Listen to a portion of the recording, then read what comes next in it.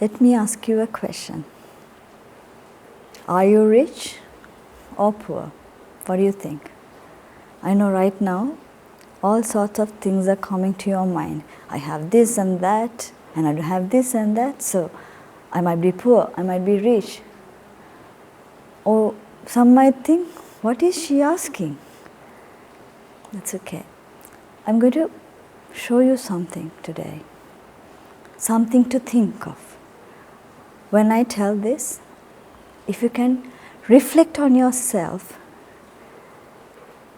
and try to apply this into your life, it'll help you to realize what I'm going to talk today.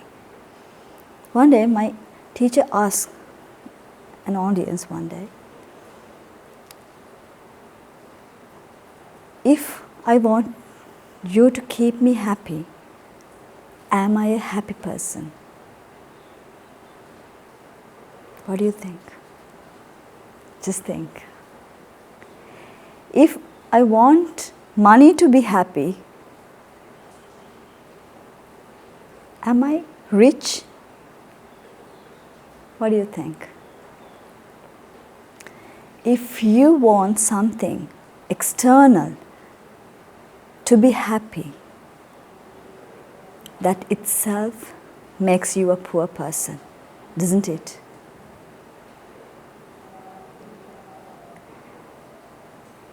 So, ladies and gentlemen, I will tell you another metaphor. Just imagine you have an empty bucket and now you're trying to fill it. You keep on filling water to it. Will you ever be able to fill it?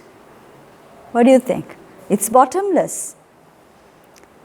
The more you try to fill, the more water will get away from the bottom, and it's always empty. It doesn't matter how hard you try, it's always empty. But the problem is, even though you know it, you can't stop doing that either. Does that ring a bell? What about your life?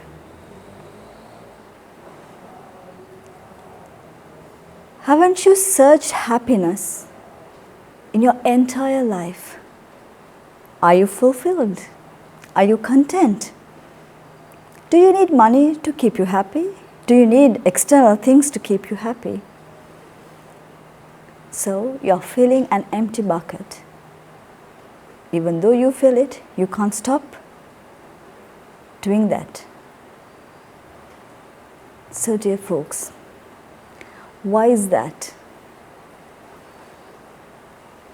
Because you always search happiness, the contentment from the external world.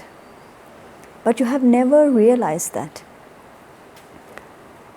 the happiness lies within. That's the beauty of it. Having things or not having things doesn't make you happy. First, you have to understand what you really search for. Let's take, you have everything in your life. Can you stop searching for it and be content with what you have? Have you done that? It's like Oliver asks for more, right? You have it, you're not content, and you go asking for, begging for happiness from other people. I would say you don't have to do that. You don't have to rely on other people, other things. There's a way out.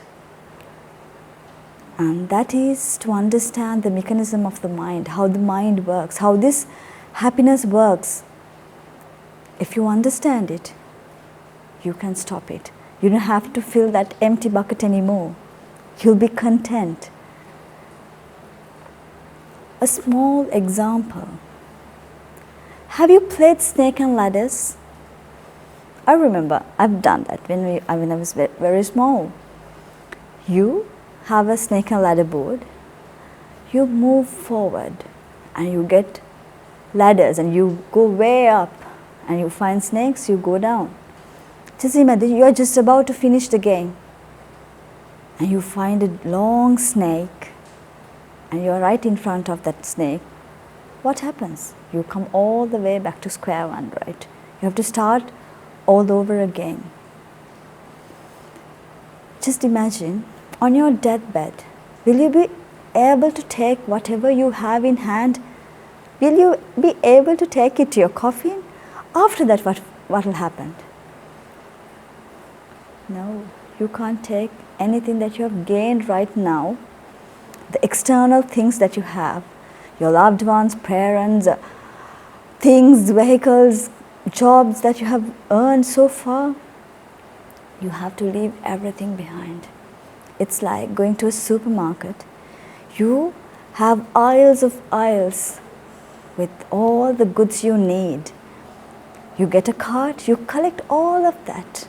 You walk round and you have a nice time collecting the things you want. And you come to the cashier, the counter, you pay the bill. At the exit,